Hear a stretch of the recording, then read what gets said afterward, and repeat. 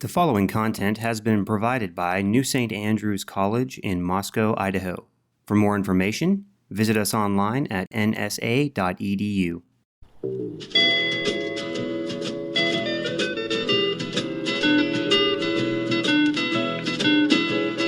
Hear the world calling, but son, don't you listen. They're only trying to drag you back into prison, that's right. Welcome back to What Have You. I'm Rachel Jankovic. I'm Becca Merkel. And we're broadcasting live from beside my kitchen where all the bread isn't ready. Yeah, we've got a lot of false alarms that have happened here with this podcast.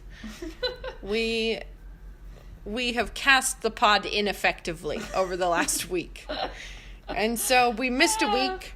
We tried. We recorded one. We didn't like it. We recorded another one. We kind of, it just stalled out. We didn't post it. Then we've tried. We keep sort of... Got lost in transit. We kind of come around. We start. We fizzle. Sometimes life is more like that than other times. Yeah, it's been like that. This is the week that... What did you say? Oh, you called it the episode called Thwart. Yeah. That's where we've been. It has been getting at us, this one has been. Yeah, but we're in Rachel's house this time, which is unusual. Mm-hmm. But it is. Here we are. It is. I have a... She's monitoring too much bread. Too much as in I can't even keep track of the intervals anymore. And there's beets in my oven. Yeah, it was a distinctive smell when I came in, and I couldn't quite. In a Dutch oven cooking. Why steaming. do you have? Why beets? Because I'm making a zillion little. We're doing for the Ladies Fellowship Christmas party tomorrow. We're doing, grilled chicken skewers, and then like bread and hummus, and beet hummus is one of the. Oh, beet hummus. Regular hummus and beet hummus. Beet hummus is beautiful. I bet it is. And also delicious. So you don't normally have it, but it's like festive fuchsia color, and it's just pretty. And then we're having homemade labna and then a bunch of like fruit and vegetable. You know, I like made that for the Reformation banquet, and it was good. Yeah. It actually was good. Well, when I say I made it, I didn't make it. I found. When I say I did that, I don't mean that I did that. Lest I take credit inaccurately. Someone else made it for you. I got someone to make it. I found the recipe and got the ingredients and got Marissa to make it, and it was really good. It was simple and really good. Yeah, so I have just a lot going on for that tomorrow, and I'm making the bread for it. So, well, not all of it, but I'm making a lot of bread for it. So well, it's pretty. And I'm it's going a lot to of pretty pioneer. bread. We talk a lot on this episode. We talk basically none at all on this episode. No, this episode is fresh and untainted. This episode is what... Yes, we talk on the podcast about group hospitality where you're having to, like, troubleshoot from a different direction. You know, like how to make this. So what I almost always do is innovate and find out if it worked at the event. I know. So I do the same happening. thing. That's happening. But the bread, because the event is tomorrow and not today, but there's no way that I could make 16 loaves of bread on the day of. No, it's too many. So I'm freezing them, but I'm going to freeze it cut because it's for dipping. You know, like it's not for... Yeah. It's not to have a slab of bread. So I'm going to freeze them cut, but then tomorrow I'm going to find out if it works to put all of the pieces in turkey-sized oven bags and heat them that way in the oven. Aren't you worried the crust will get a bit soggy? No, not. The options are cutting 16 loaves of bread there at the last minute, which is too much cutting. It gets too bonkersy. Oh yeah. So I don't think it'll get soggy. It's a pretty chewy bread. You know, like it's a hearty, chewy kind of a bread. So we'll find out. I'll let you know next week if that was a success. We'll come back around. Or not a success. So you're doing a Christmas party tomorrow. I am doing a Christmas party next Friday. So we're kind of in that season of here we go. Yeah, it's a lot of here we goes. Yeah. And then, of course, we have Christmas itself coming up. We're all pulling up our socks for that, getting in the groove. And I wouldn't have called it a groove as of yet, but we need to get in the gaining groove. on it, maybe. We gotta like square off and hunker down about this there's Christmas situation. So about Christmas, what are the common? I think I think that it is the kind of time that just turns the volume up on your life. You know, that meme that's going around that's really funny about it's Christmas time, so it's I'm not going to quote it right. It's time to change out of my normal everyday anxiety and put on my fancy holiday anxiety. Which is really funny. Oh, yeah. Because it's funny, but it's also sadly accurate that whatever you're doing, you'll just be doing more of it. And if you have a bad attitude all the time about having to clean up after your family, you're going to carry that right with you into having a bad attitude about having to get them presents and figure out their, like, you know, it's easy to fall into that. But it just magnifies your regular attitude. So I feel like Christmas carries with it its own special little bags of temptations that we all get to rummage through every year. Right. I need to pause that. Pause it. Hold that thought. What I was just saying, I was saying that it magnifies your regular life. But many, many people blame Christmas for what they see through the magnifying glass. Yeah. They're like, this is the problem with the holiday. And it's like, wow. It's a problem with your heart. It's not so much the magnifying glass is what we're looking at here.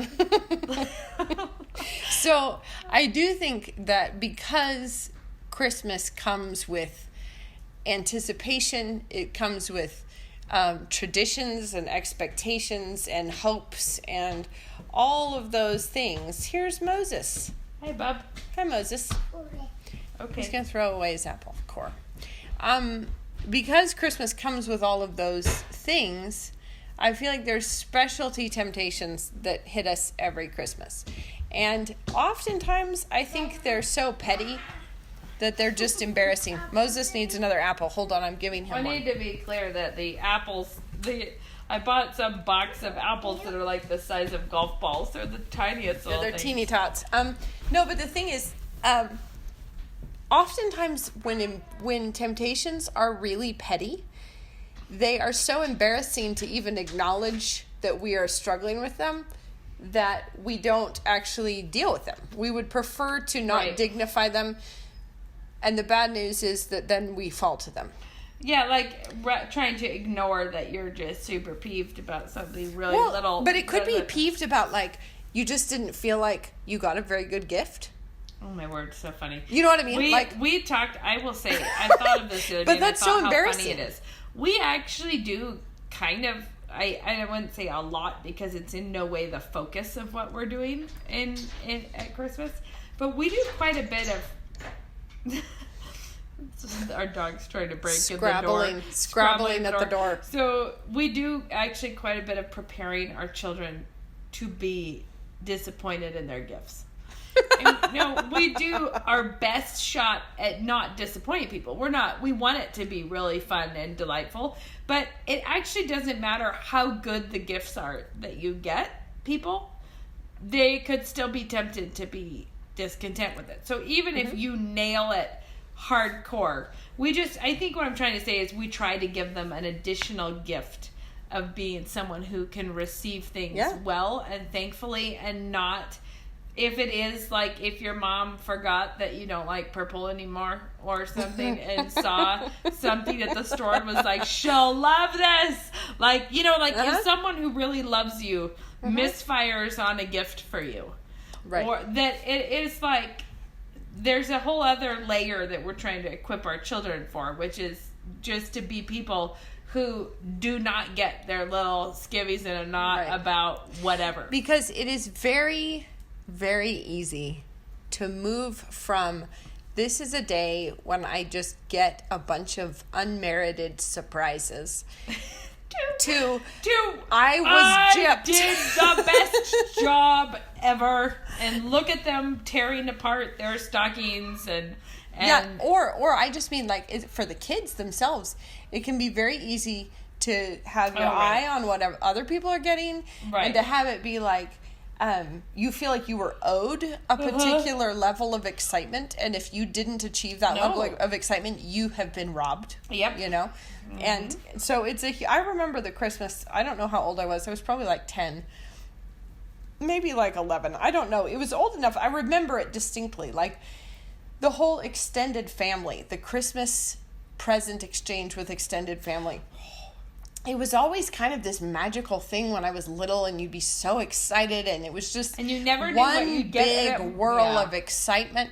And then I remember the one year where we were going and we were going to all be opening gifts, and I was just psyched up. Like, I was so excited about this. You know, we're doing it. It's been a whole year, and I felt like I was finally old enough to kind of, I had memories of it, and I was, you know what I mean? Like, expectations were high, and I remember we go, and it always kind of falling a little bit flatter than what I felt like it should have been. It was like, I can't remember if the food didn't quite come through, like whatever everything lost its luster for you. It lost its luster a little bit, like maybe I had wanted. The Christmas magic is gone. Well, no, it was just like I was gradually getting a little bit disillusioned through the evening with how it was going, and then I remember opening this one gift, and it was just absolutely not what you wanted. I just sat there looking at it, and it was kind of the one gift that I was opening, I think, because maybe we had drawn names, or I don't know what it was, but it felt like what just happened? Like, what is this thing that I have opened up? It was just like, and it was a sweet, gift from somebody, but it did not hit it out of the park. Becca was not taking care of that. And I just was so like, what just happened? Like, this was Christmas? Like, what was this? You did me wrong. And it was not the Christmas morning with our family. It was the other sort of more broad, extended family, whatever.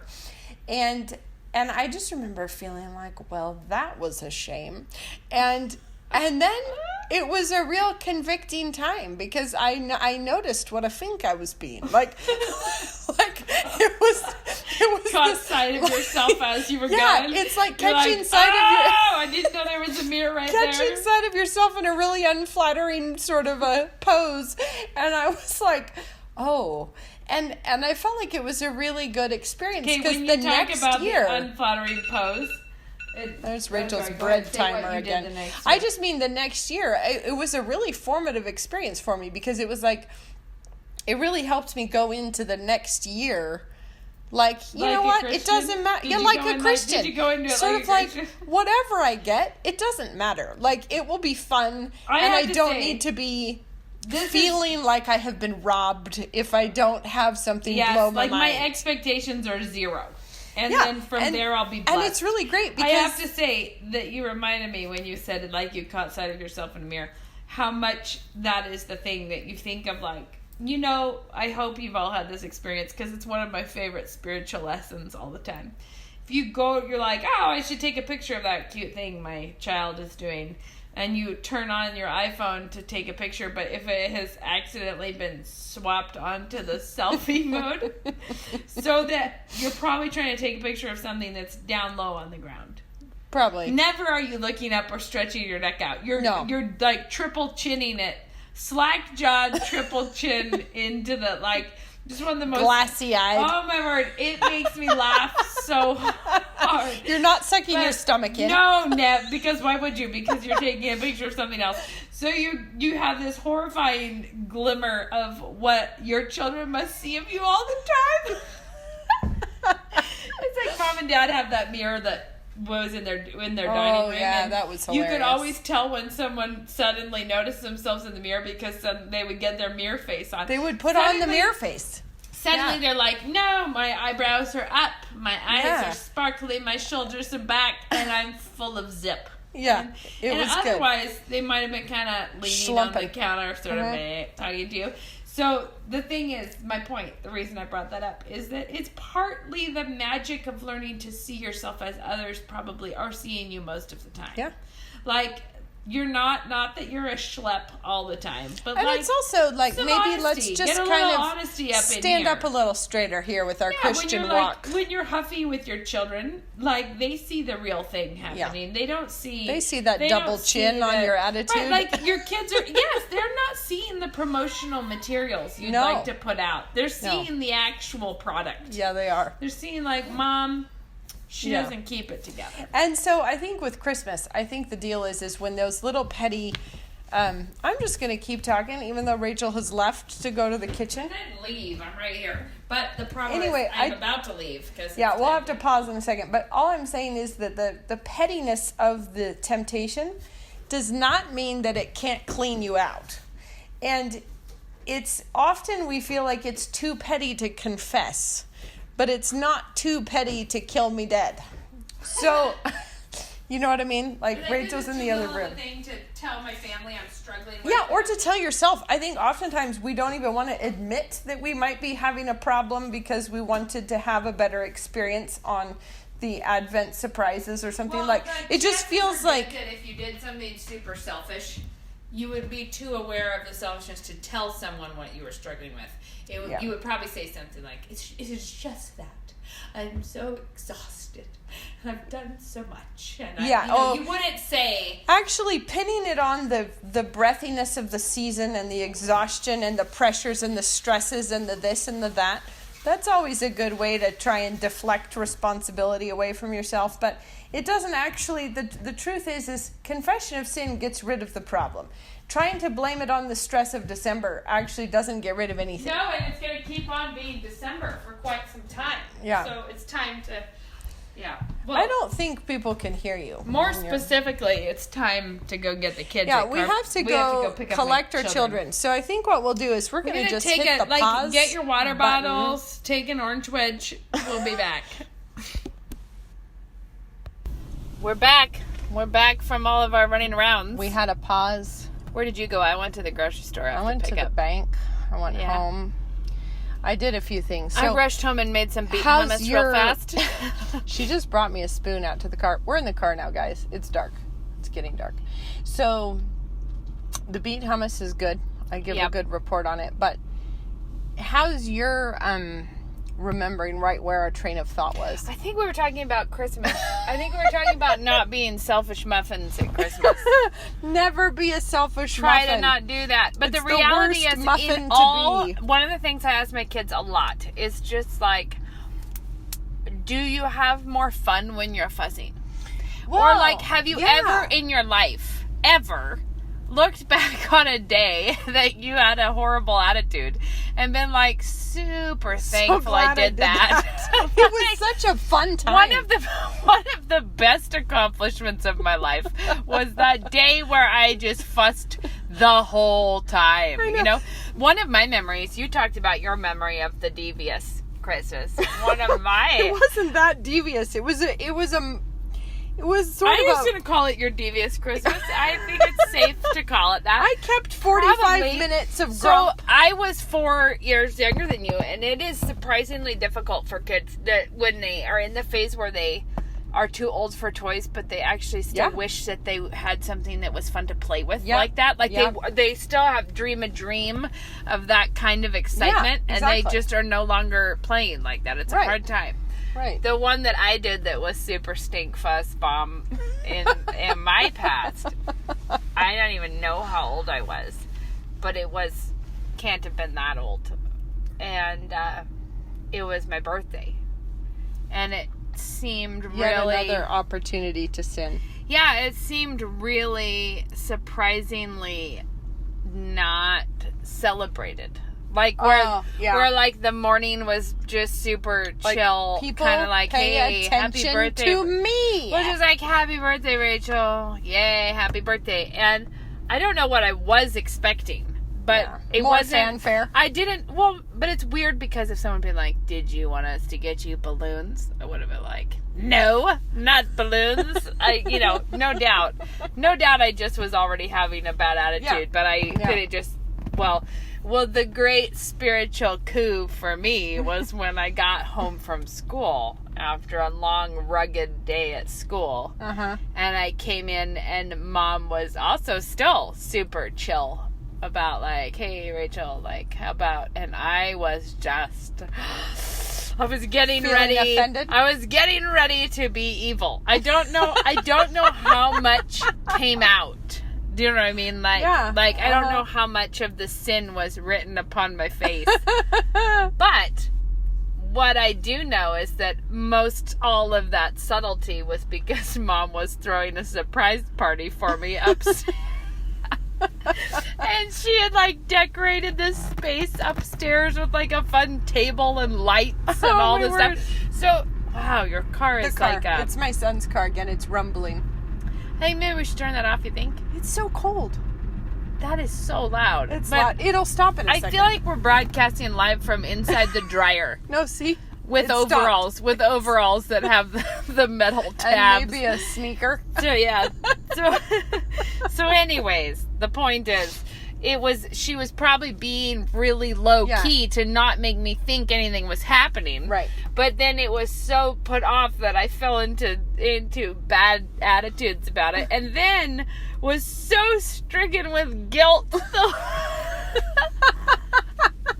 that, to find a couple of my friends waiting up in the attic at a card table for me was just the shame, just overwhelming shame of, it was just of so having bad. been the hot tot about it. It was so bad. But it was enough shame that it was very hard for me to adjust to enjoying the party because I couldn't, I had no capacity to cope. But this is what I'm saying, is that those moments where you're tempted to deep pettiness.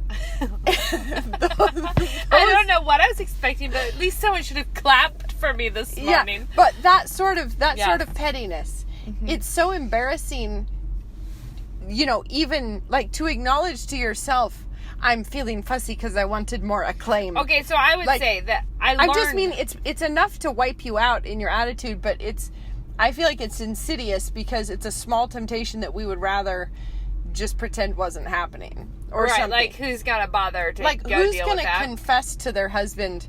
Well, then that's something I think I've being mentioned. Grouchy about the bottle of perfume you got me, and I thought it should have been the bigger size, or whatever it may be. I was just feeling like maybe you hadn't shown me enough love lately. You were not kind enough to me. When really what it was you cheapskate. That's just funny. No, here it comes again. I should turn it off. You should. Guys, you should acknowledge that we've been thwarted. It didn't help. It got turned off, but it kept on making noises. I just warn you that as soon as I get too cold, we're turning it back on. Yeah, well, brace yourselves for when that time comes. So anyway, I think that the thing I would say, though, is that as a child, that's something that stands out to me. But I would say that I am better at dealing with that, and I don't indulge it. Because no, please, it would be so sad. No, but I'm saying that just because you're older doesn't mean you're not equally prone to the most lame kinds of let's ruin the day sin. Today, I was walking through school. I was zooming from my classroom down to the teacher room. I had a cup of coffee. I was probably carrying papers and books and I don't know what, and it was a 5-minute break, so I had to hustle. Mm-hmm. So I'm zooming along and... You should just pause. Dear reader, what might you think would happen? Well, I'm just going to tell you, crisis averted. Oh. But the point is, I'm going along and there aren't any steps between my classroom and the teacher workroom. But there is a seam between carpet and linoleum. It's that small of a little widget in the floor. And I'm not even wearing heels or anything. I'm in total flats, walking along. And I do the little stub kick into what is basically a non-issue on the floor. Yeah. Like it could have been a stray spaghetti noodle that you were tripping. Yes. Somebody dropped a string of ramen here. Took me out. Well, I kicked it and I did a big wah, and I did this big prance, sort of a prancing jump. And it was really good that my coffee was low in the cup because I could have spewed it everywhere. And I was laughing because there was a kid standing there and I was like, you almost had your day made. Can you imagine how great it would have been? Close to having a viral video. So close. If I had just gone down there. Yeah. But the thing was, I didn't. I kicked it and I jumped and it was funny. But I easily could have thrown coffee over half the 8th graders. I could have, and it doesn't have to be a giant thing to make cause, a giant and result. So, right. And so if you're And feeling... in fact, it is often opposite. And I would say because when you have a real hard providence or a hard trial or something, like someone, your family is dying, you are praying, you are constantly in contact with the Lord, you are preparing, you are thinking about it, other people are praying for you, you have this, you like have a level of grace in your life because you're climbing a rock face, and when you're passing from one room into the next, who among us is really... And it's basically like you wanted everyone to pay more attention to the beautiful cinnamon rolls that you made and they didn't.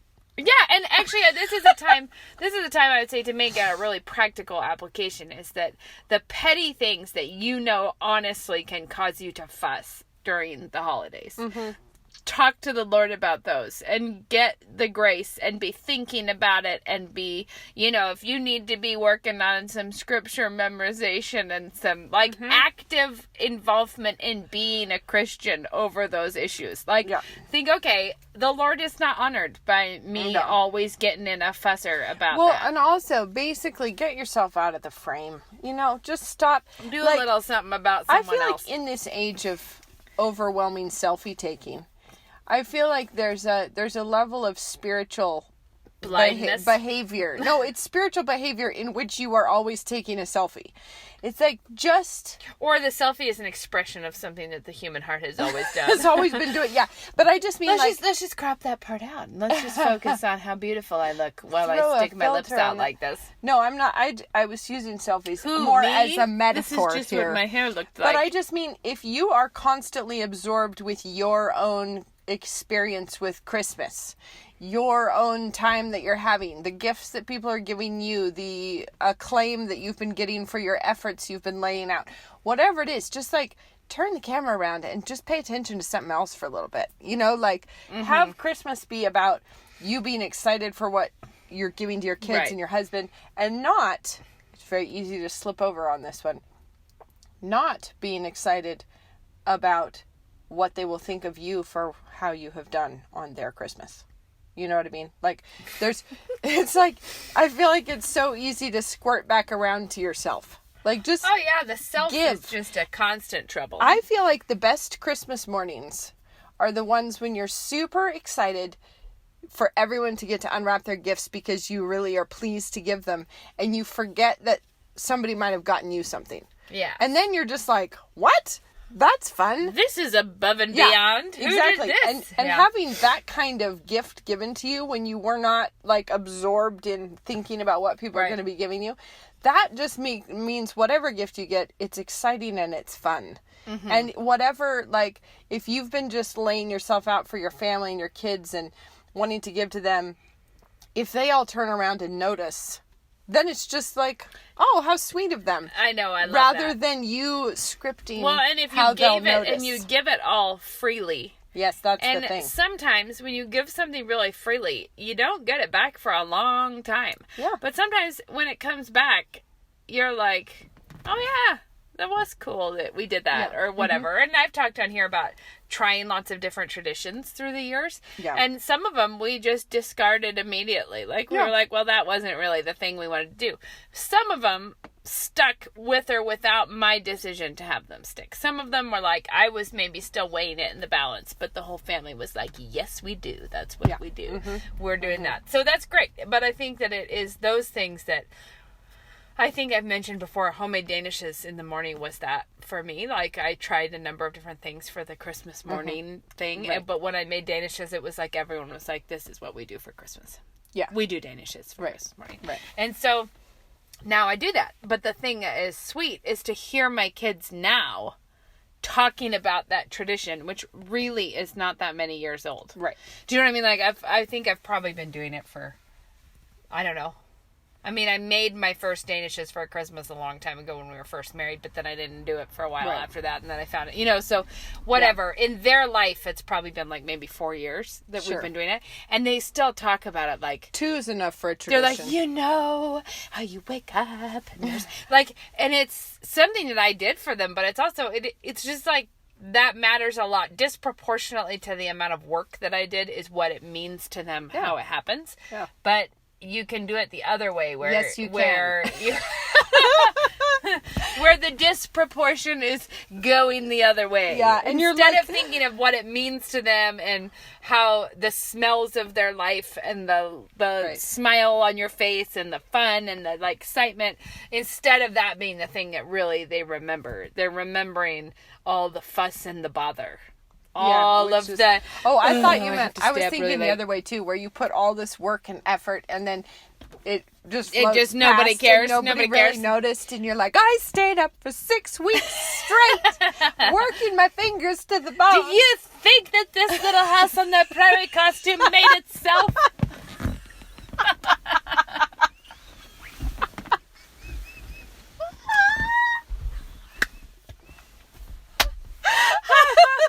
I've never done I that. was gonna say all of these examples We're just that we're pulling pulling out. things that we've never done. No, Except Oh, Danish, dear. I've done those. So when you were talking about Wow. tripping, I think I probably told this story on the podcast. It's still just one of my best. That I go to run up the stairs one time. I was wearing flip flops. I was just hustling around the house, getting the work done, you know. And I'm like, I'm gonna run upstairs, and I had a can of something. I think it was Diet Dr. Pepper, but I had a can of something, and I go to run up this, like, it's just like 6 little stairs, and I go to run up, and I did that stub your toe on on the first thing, except for I only stubbed the flip flop sole. Like my toe cleared, my foot Right. cleared it. Right. The flip flop peels down so that I just like stuck on the edge of the stair, and I wipe out so hard. Yeah. And on my way down, completely crush the can in one hand so that it sprays my whole head. I'm like just in my face. And it was one of those wipeouts that actually hurt a lot. Like where I had like a lot of weird bruises from that one. Uh-huh. Nonetheless, it was funny from the outset because it was just like, are you joking me? That's so Did funny. I just crush my It's like can? not where you thought it was going to come from. Well, No. okay, let me just share a little moment from the last week that Ben and I were in an airport. We're waiting at a counter. We're going to get some food. And there's a man being a cranky pot standing at the counter with both of his elbows out. So the lady behind the counter is trying to help people, and he's taking up a good bit of the counter space, leaning on it on the phone, just himself on the phone. And we are standing behind him, and the lady was trying to kind of dodge around so she could see us. And she asks the man, excuse me, do you think you could step over here and sit down while you're on the phone so I can help people? And he gives her the worst face you have ever seen and does this big noise, like, and he goes, no. And he just continues to stay right where he is, taking up the whole counter. Like, grumpy, grump. Everyone's favorite So traveler. we all are like, okay. So we just sort of, are conducting our business over the top of him. And so he was just being that guy. Yeah. And then a minute later, we're in there by the sort of buffet line. And they had those hot dishes where you open the lid and there's like a sausage inside, that kind of thing. Well, he's still on his tood. He's rocking the tood. And he comes in wearing a kind of minty green polo shirt. And, and he jerks open the lid of one of these things. And all the condensation of the inner lid springs out and hits him right on the belly. And it was not a small amount. It was like a big It's just some condensation splash. doing the Lord's work. It was a splash.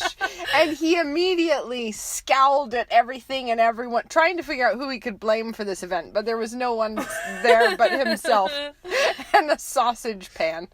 And so he has this big wet spot on his tummy as he's walking around. I mean, I was so blessed to have been a part of that. But anyway, the point is that if you're being that person at Christmas, then it's just like you're being a turkey to everyone.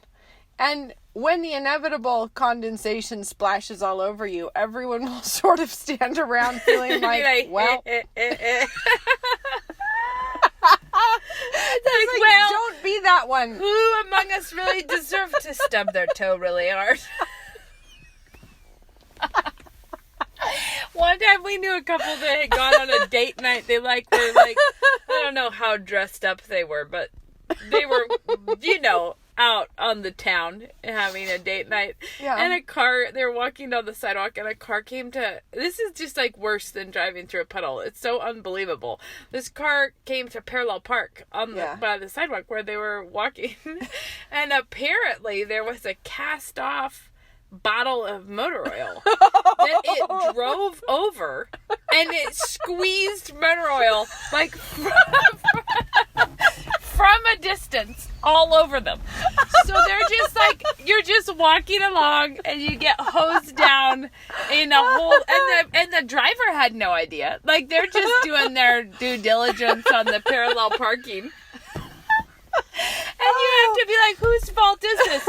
Obviously, God wanted to make us a joke right now. Like, it was nobody's fault. So, in that moment, that blesses me. But anyways, the thing about that is that we've all probably been in that situation too, where you're the person that out of the clear blue nowhere, like where you feel like you did nothing to provoke this, you did nothing to cause this, you are not sure how it happened, but you are covered in someone else's bitterness or someone else's like where something, Sure.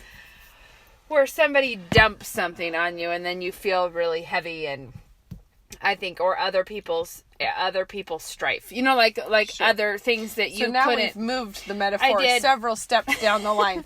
It's Well, okay. No, I guess I'm sort of changing the subject, but Yeah. but not really, because I'm saying from the perspective of, don't be that mom that's the fusser, but from the perspective of if you're in a family with someone who is doing that, Yeah, that's how true. are you going to handle it if someone is freaking out about everything? Sometimes they don't splash it and on themselves. obviously you hate me because you have those red light bulbs again.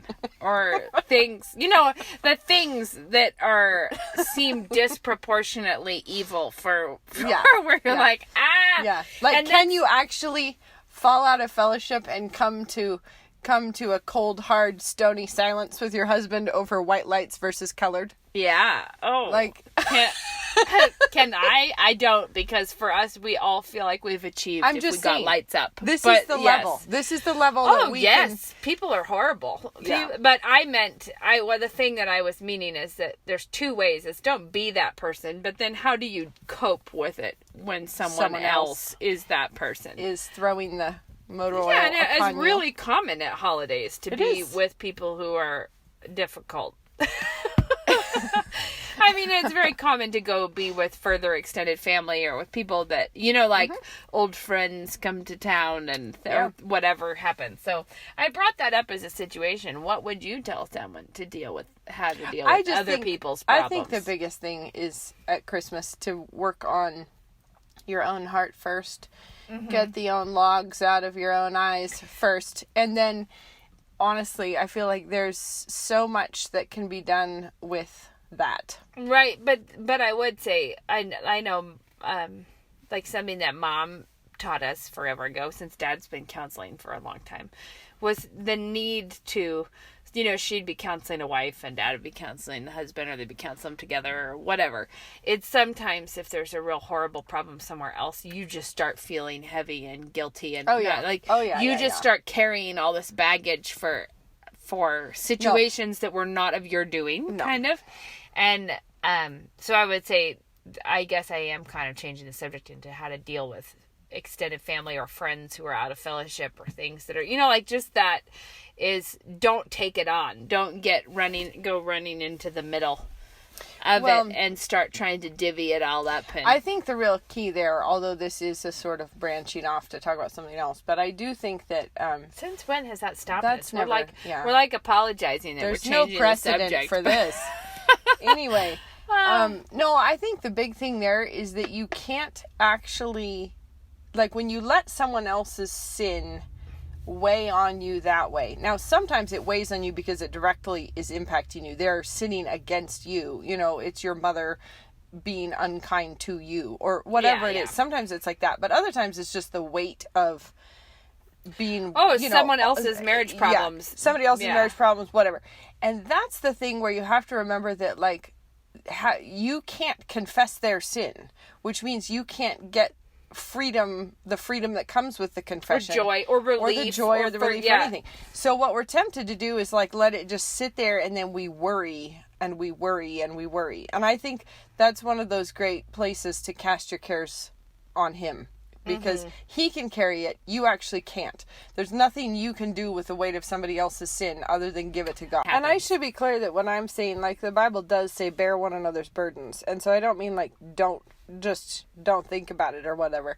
You have to do what you can for the people. But I'm talking about that, like, the sick feeling you have that you carry around with yourself because of somebody else's bad behavior. Oh, yeah. And that's what I'm talking about. It's not like, don't bear one another's burdens. That's a different No, I situation. just meant we were talking about petty sin, but it sometimes is not funny. When it's not being repented of and it's not being recovered from, it's just heavy and gross. Yeah. Like, if somebody does that kind of thing and then comes back and pretends it did not happen. Yeah.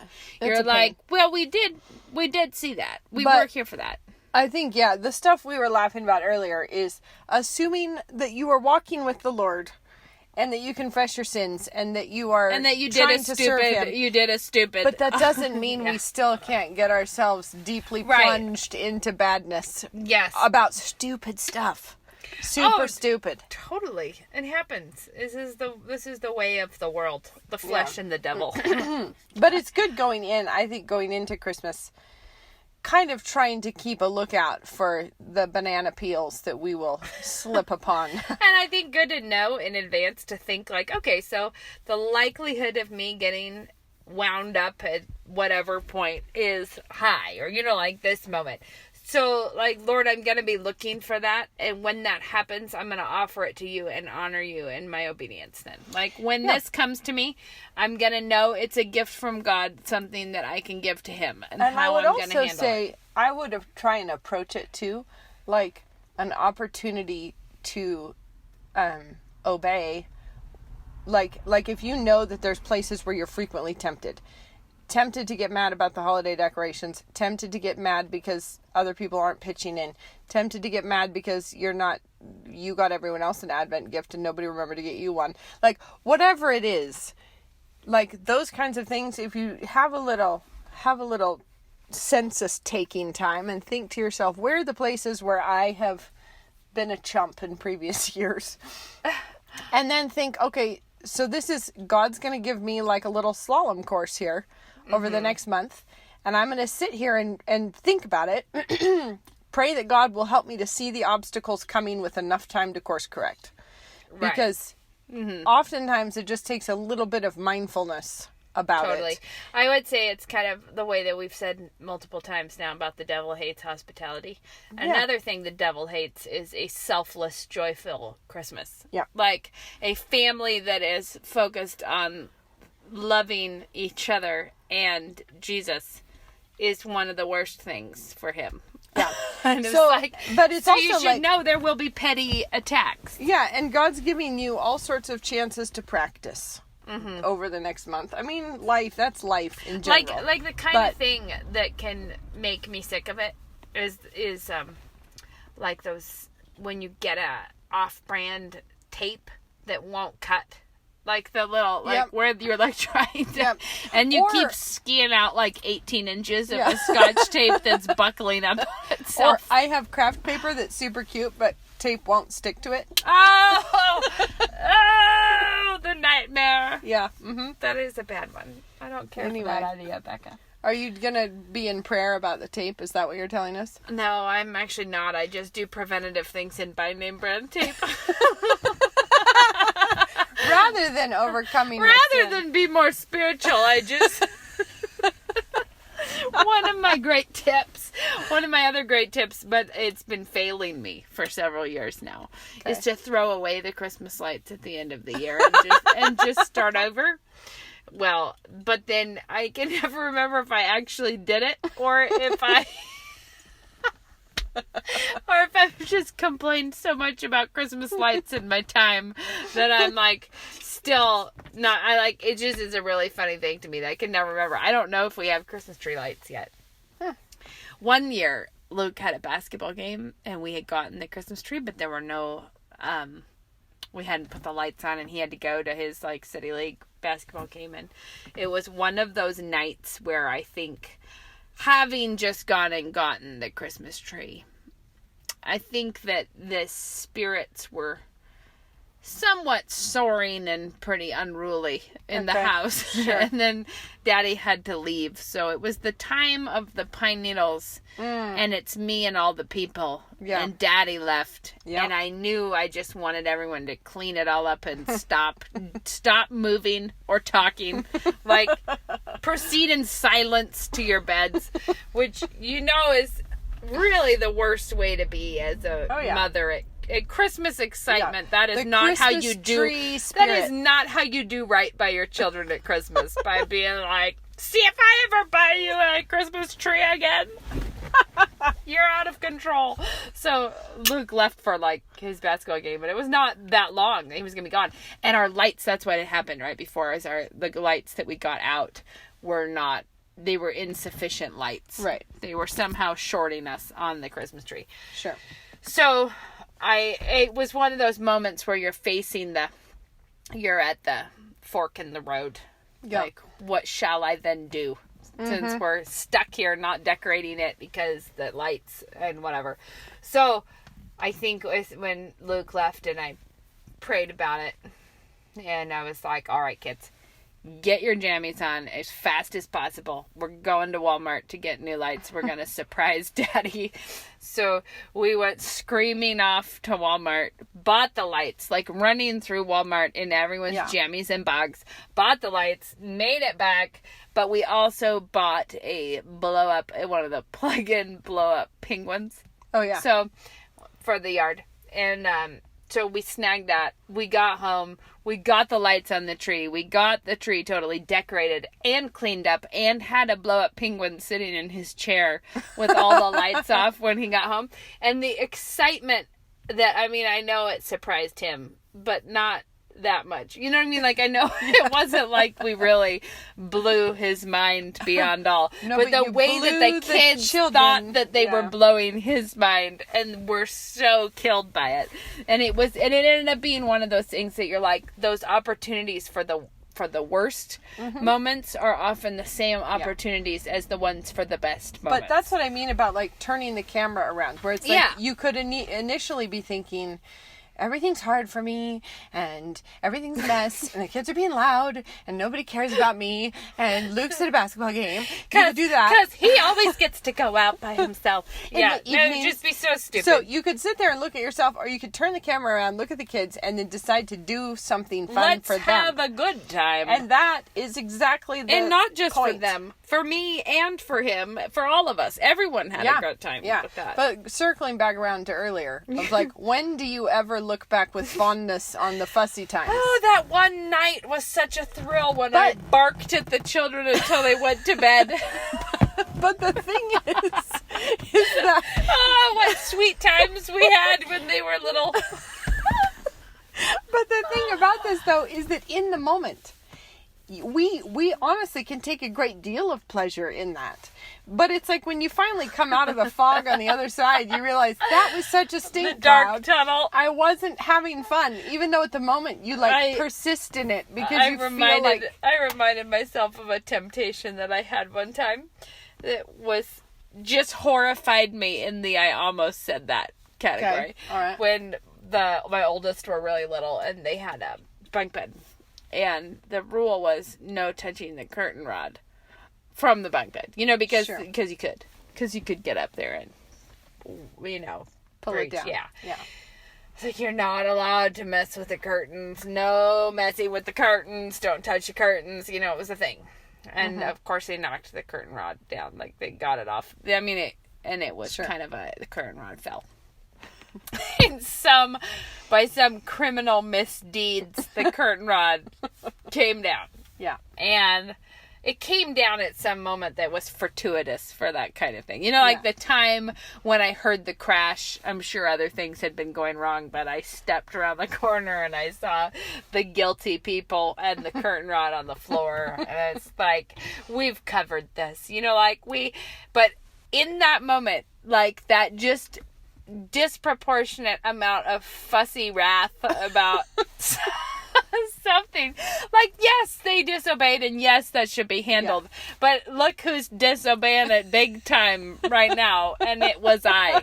Like, had the Lord ever told me to not be, you know, quick to wrath, like, had he ever told me to, and like, you yanked that curtain and down? I was like, well, I'm right here beside it, so I'm going to, like, so whatever the case, I was in more sin than they were, no doubt. But I stopped myself, but I couldn't even believe it that I was about to, like, that what I felt welling up was me getting ready to tell them that they would never be allowed to have curtains again. Like, that's it for you.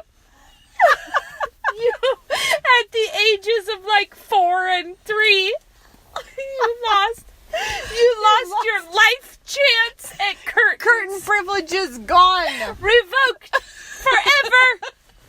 Like, as long as you're in my house, I will not waste my time with a curtain. Anyways, Oh, boy. I didn't say it because it washed in luckily- over me as even the thought was forming itself. It was like, what kind of a nightmare are you being right now? Oh, The no. poor guilty parties standing That's on the bad. bunk bed ladder. Oh, looking well, sheepish. look at how long we're talking again. We've got to Too wrap long. this thing Our up. Christmas tip this year is to not fuss and to stay in the joy Here's of the Lord. tip. Take Prep. an opportunity for crankiness and see if you can turn it into a fun memory. Yeah, like if you think, what could we do now that would be legendary? Like, what would be super fun now? And sometimes, depending on your It personality. might be apologizing. There's a hot tip. Yeah, we'll be like, woo! Stun your For friends tonight. and relations.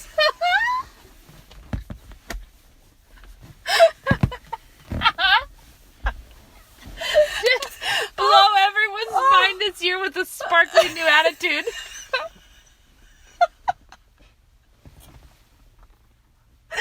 Or it might be something, you know, that is just Easier than that.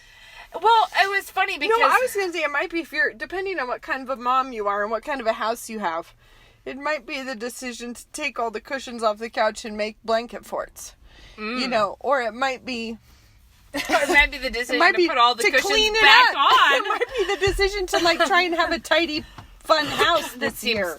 That seems You know? reckless, Becca. That seems like a reckless. I'm going to go home with my children. They would love that. 18, 19 years old. We're going to have a blanket fort. A blanket fort for you. You'd be like, Mom, what I have know, you done? but that kind of thing, I have a real crowd of contenders for that Yeah. kind of fun, and then No. a crowd that's a little past But it. then there's others that you could really bless by, like, just make it into a homey, fun, delightful place Yes. to be, you know? Totally, and really the best way to make it homey is to not include the stink of a bad attitude. I know. Let's get that out of there. So, all right, those were all of our That's it. tips, That's what and we also got. a few off-topic discussions. One but or two. I feel like our mood shifted before and after school pickup. I it feel like might have, but well, how could because it not? It's dark now. earlier we're in the car. yeah, we're in the car, which contains us more. Because earlier Rachel kept getting up and leaving to go to the kitchen. Yeah, which is what I need to do is get out of the car and go to the kitchen. We'll see if I'm we Elizabeth can hear Putzer. her. Pray for me now. I'm going to the kitchen. Well, pray to God for me now. I'm going to the kitchen. Yeah, I think we could say that of all of us. I think All we right. could. All right. Well, have a good fun. Have a good week. Yes. Have Talk a to you next nice time. Advent time. Goodbye. Bye.